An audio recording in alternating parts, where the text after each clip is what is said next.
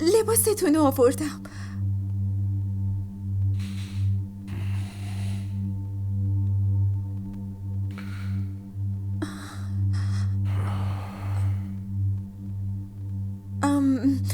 مامان گفته بودن که این لباس مورد علاقتونه.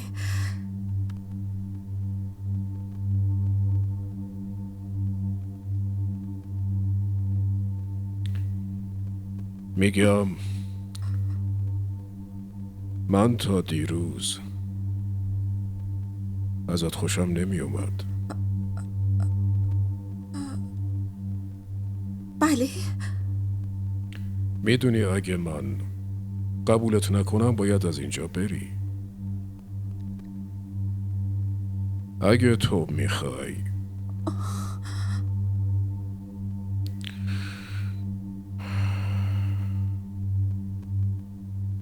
که برای همیشه توی این خونه به عنوان همسر وسیم بمونی، باید منو هم